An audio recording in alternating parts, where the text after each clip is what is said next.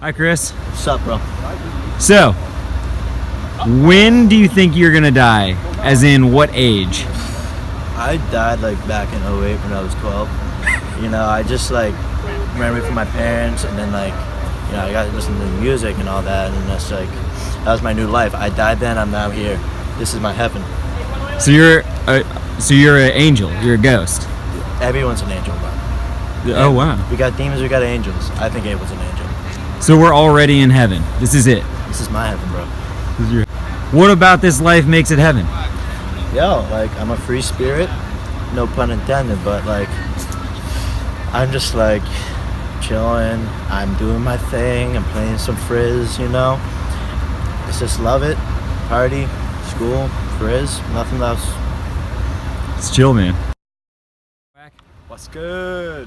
So, what would be your scariest way to die? Oof, scariest way to die. Well, it's probably drowning.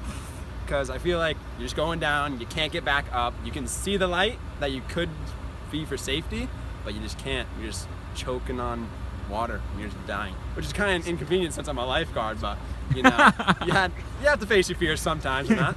So yeah, that'd be the scariest way of dying. I agree, man. I agree. That would be my worst way to die.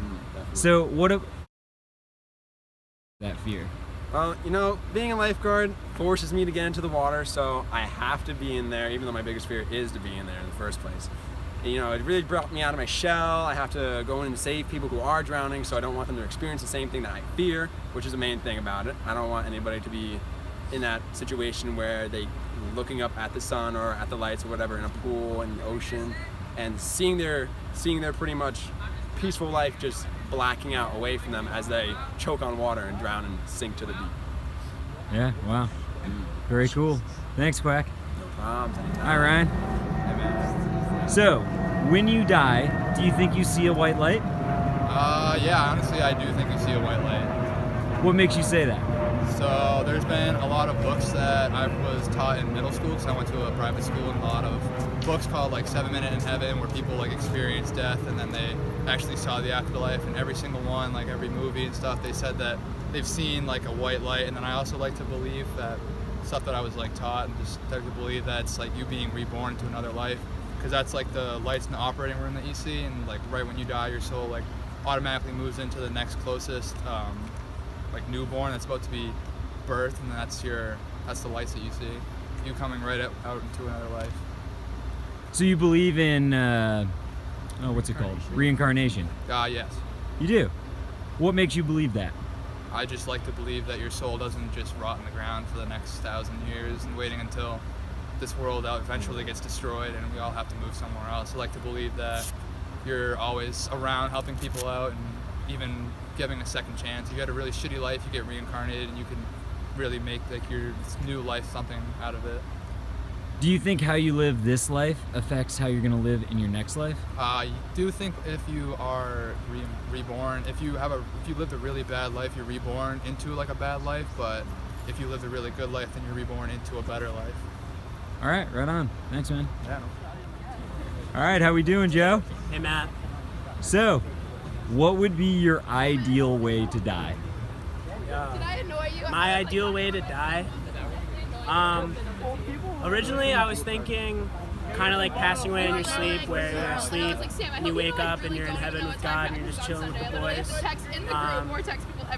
But honestly, I gotta go with a straight gunshot wound to the head. I want to get sniped from a pretty sizable distance. You don't hear it, and it's just you're living your life and you're dead. I don't want to know. Just insta death. Insta death. Don't want it to last a long time. I want a heavy sniper rifle to the face from 330 feet. Practices always on Sundays. Across the board. So you mentioned an afterlife. Yes. You think you're gonna go to? You think there's a heaven? I believe there is a heaven. There's something after this life. There definitely has to be. So how does that change the way you live now? I try to live my life pretty generously. Treat everyone the way I want to be treated, but kind of tailor it towards them. I like being nice to people. I don't think there's a reason to be mean. Not because I want to get into heaven, but because I just think if you live a good life, the afterlife's going to be even better for you. Oh my God. All right, cool. Thanks. All right, hi, Alex. Hey, Matt. So, in your opinion, what is death? The total stop of life and its experiences. So I'm assuming that means you don't believe in an afterlife. No, I don't. Did you grow up with any religion? Like me personally, follow Yeah. one? No. Family members, yes, but me personally, no. So you never went to church or anything like that growing up? No. Oh, okay. So when you die, you just sort of stop. It's just sort of the end of your life. There's nothing after that. Yeah, I think there's like a 7-minute dream sequence of your memories being played back, and then that's it. Lights out, warm food. So how does that make you feel? It's like peace of mind. It's like a definite answer. All right, thank you. Yeah, you can leave it That's fine. I feel like I feel like love is a feeling to where like you feel like you can do anything unconditionally for a specific person. Love is unconditional. Like there should never be a condition on why you love somebody. And the feeling you get when you actually love somebody is something that can't be compared to. Like there's no definition of love because everyone has a different euphoric moment for it. So it's like when someone brings up the topic of love and what it feels like, there's no definite answer for it because everyone feels love a different way. Yeah. what does love feel like? I think love differs for everybody. Like for a father and a mother, they love each other in a different way than they love their children. You know what I mean? So I think there's some definition of love because we all feel in a different way, and it just differs between for who you love, for who it is, and for the person, I guess. How do you know it's love then? Huh. I feel like if you're ready to like take, I don't know. I think in order to feel love, you have to allow yourself to be weak for a person. And I think that's where. I think so. I don't know. Maybe. All right, Sam. So the first question is, what is your ideal afterlife? My ideal afterlife is one that I'm enjoying as much as this life. Just simple enjoyment, happiness, love what I'm doing if I'm doing anything. Do you believe in an afterlife? Yeah, Yeah. I do. I believe in some sort of afterlife. Not making that anybody rules one afterlife or you go to a certain place in one afterlife, but I believe in an afterlife that you always get another shot at something. All right, I like it. Thank you very much. Hi, CeeLo. Hi. So, what do you think is going to happen when you die? I think when I die, I'll be dead, and I'll donate my body to science. And yeah, I don't know, I'll just be gone. I think 'cause sometimes I don't know, maybe I'll get reincarnated, but. So do you think there's no afterlife then? There's not going to be an afterlife. I don't know. I feel like sometimes when I know people who pass away, I like to believe there isn't, but like really deep down, I feel like I don't think there is. Like, Yeah. I think when you're just like gone.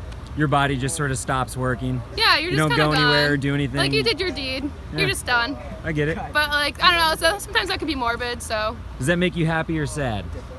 it just makes me content. Content. You just live life and die. Yeah. I don't know. All right, very cool. Thanks. Thanks, CeeLo. Hi, Chris. How's it going? Good, how you doing? Good. So my first question for you is, do you believe in an afterlife? And if so, what is your ideal afterlife? I believe in an afterlife. I mean, I believe in God, but like I've never really I've never really been to like church often. Like when I was younger, church was always like an option.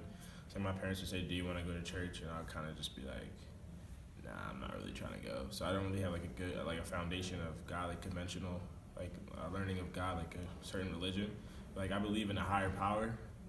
So I kind of believe that like maybe we'll be reincarnated, and depending on how we're reincarnated depends on how you were in this life. So that's kind of what I think. Was that a right answer to your question? Yeah, no right answers. All right. Do you have an ideal afterlife? Like best case scenario, what's going on up there? Okay, so if I just afterlife, I could just go to heaven and be with like, if there's a God, to go to heaven and yeah, just do whatever I want. Like if I could go to heaven and just have anything that I wanted, kind of afterlife. All Sounds the money good. in the world, anyone who I love that's passed away, we go just all be having fun up there. Hey, that sounds good. That sounds good to me, man. So you mentioned like you want to be with your loved ones up there. What does love mean to you? Shit.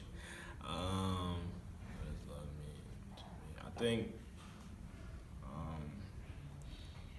yeah, like it's hard to describe. I guess love is like, I don't even know. When